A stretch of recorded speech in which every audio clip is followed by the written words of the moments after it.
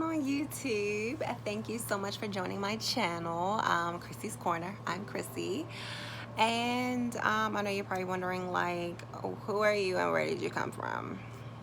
Good question. So I've been trying to build my channel for some months now, but unfortunately time has not been on my side. So what better way to start than today? So as you can tell by the title, we're going to be talking about ombre powder brows, and we're also going to be talking about a whole bunch more stuff over the time, but that's just what we're going to be talking about today. So I'm going to be explaining to you my whole experience with it. I just got it done yesterday, and I'll be going all through this week and probably next week of my healing process and everything. So this is what they look like today, and this is what they looked like yesterday. Very dark in hue. So unfortunately, they will not stay this dark. Blah. I would love for them to, but unfortunately they're not going to. They're actually going to lighten up anywhere between 30 to 60% once the entire healing process occurs. So it'll be fully healed in about a month's time, and through the entire, I guess, 7 to 14 days, I'll be going through the, I guess, big healing process. The flaking, the scabbing, and the outcome. So my experience yesterday, let's go through that first. The whole experience took about 4 hours. My brow tech is freaking amazing. That was actually my very first time I met her, and she is so sweet, so nice, and she did the damn thing on my eyebrows.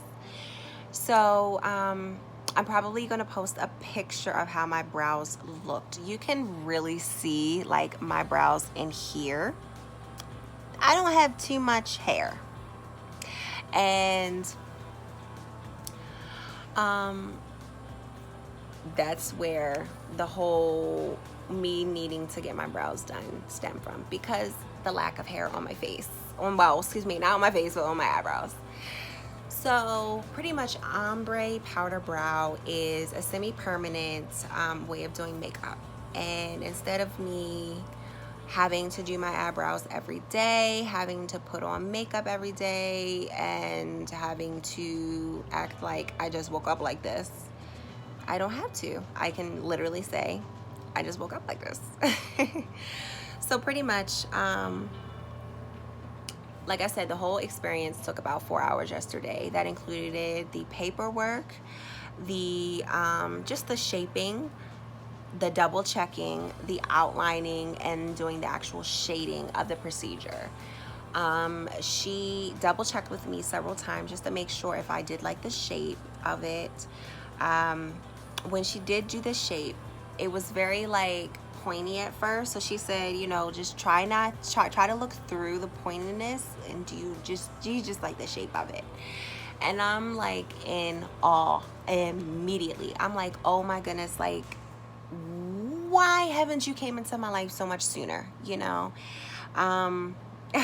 So I'm just like, yeah, this is it. Like, I need this shape. So she used numbing cream. So pretty much she laid me down, and she did the actual outline of it with the little tattoo gun, and it didn't hurt, like, at all. It did not hurt. The only uncomfortable feeling, I won't even say uncomfortable, I'll say that I felt it, but it was like little pins and needles. And then, like, even before, I can say, like, even before it started becoming very uncomfortable, she was already doing something else. So that pain or discomfort was gone, you know? So so I'd say like the whole pain level might have been like no more than a 2 out of a 10 pain scale. And so she did the outline, and then she put like a light numbing cream on this eyebrow, and she did the same thing on this, did the numbing cream, And then she started to do the shading process, or the first pass. And she started from the tail, making it very, very, very dark, and then working her way up. So ombre powder brows, they're like a pixelated. They look very pixely. So you constantly have to go over it. So that's pretty much what the uncomfortable feeling of it is. It's just having to constantly go over it, because some people's skin doesn't take the ink very well. So you just have to fill in those areas. So that's where the uncomfortable feeling comes from, just like any other tattoo. So once she was done the first pass, she did the same thing to this one, and then she put the heavy numbing cream. So she kept that on for a few minutes, maybe like 15-20 minutes, and she did this one. Couldn't feel a thing, nothing. Like, I felt pressure. I can tell you that this entire procedure, I fell asleep a few times. Like, that's how comfortable it was. You know, I didn't have a phone with me. I didn't have to do anything. You know, I could just lay down, and it was so comfortable. Of course, like anyone that knows about tattoos, just the buzzing noise of the tattoo gun is like hypnotizing anyway. So that's another like relaxing thing. And then we had the music going on, so it was super, super, super like serene, like, oh, I need this in my life. So once she was done everything, she had me double check it just to see if I liked it, if you know, she wanted me to, if I wanted her to make it any darker, if I needed like the tails to come any further down. And I'm like, this is a perfect shape. Like, I didn't want anything too thick, and I didn't want anything to look too fake, I guess you could say, you know. And so through the whole process, you know, I was just letting her know, like, bro, I trust you. Like, you're the professional. You know, she just kept asking me, like, do you like it? And I'm like, I love it, but, you know, you're better with faces and stuff like that. And so I put my entire trust in her hands, and it came out amazing. So the healing process, I was looking at the paper, she was explaining it to me. I can't touch it. I can't touch it at all. I can't touch my brows for 7 days.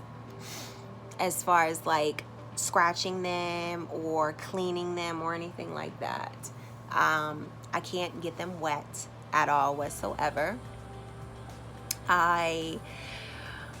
So pretty much today, my whole facial cleaning hygiene process, I washed from here down, and then on my forehead I just used a toner, and it worked really well. So that's pretty much what I'm gonna have to do for the next 7 days. And she did explain to me as far as like the 30 or to 60% of the color coming off, you know, and during this whole healing process, she did explain to me that it all depends on the person's skin type. So if they're more dry, then they're susceptible, they're I can't even say the word. They're more prone to having flaking and drying and scabbing a lot sooner than somebody that has more, I guess you could say, oilier and more supple skin. So I haven't had any dryness like that. The feeling that I had yesterday was like a tight feeling. I don't even have that feeling today. So in the next 2 days, so the first 3 days I can't touch them, I can't put water on them, I can't do anything. I just look how pretty they are. And on the 3rd day I can start putting the ointment on there. She gave me some A&D ointment, and I'll be able to put that on my brows, just a rice size, little size, and just putting it on my brows, taking a Q-tip and just really getting in there. Not even getting in there, just putting it over it. And then from there, I'm gonna notice, like I said, the flaking and the scabbing. I cannot take those off myself. I have to let them fall off themselves. So that can take anywhere between 7 to 14 days, all depending on the skin type of the person. And what else did she say? She said that it's gonna lighten and then it's gonna darken. So the whole process is gonna take about a month's time. So in about a month, or maybe a little bit sooner and a little bit later, all depending on that person's healing process, it'll start to get a little bit darker because those dead skin cells will eventually fall off and the actual color of them will start to come back. They're going to be a little spotty, a little blotchy. She did say that I can use like some eyeshadow just to fill it in after the 7 days, after they really start to heal. Not even 7 days, I'm sorry, after they completely heal and stuff, and I get the okay to start putting stuff on my brows, then that's when she said I could start to like line them in until my retouch time, which is 4 to 6 weeks from now. And I can start putting like eyeshadow on there and just to fill them in until I see her. After the 4 to 6 week time, I'll be able to make an appointment with her and get my retouch. And like she said, it all depends on if it's going to be 30 or 60%, and that will determine if I get them any darker, and it determines on how many passes that she has to retouch them on.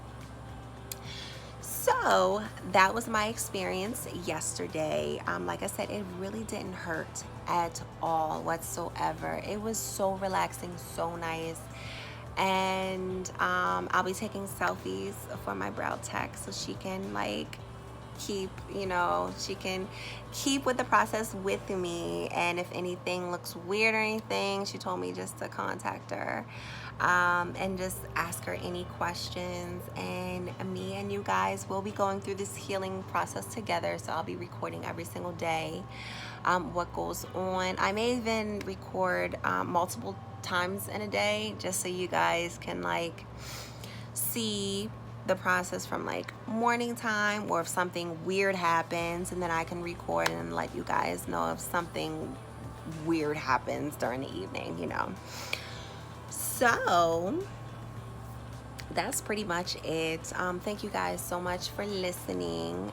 Thanks so much for sharing this time with me, and don't forget to like, share, subscribe, and comment. I definitely want some comments. So comment down on here letting me know if you ever got any kind of procedure done to your eyebrows, any microblading, ombre powder, anything. Like, let me know your experience, you know. So this is so interesting to me, and honestly, this small little procedure build my confidence up so much.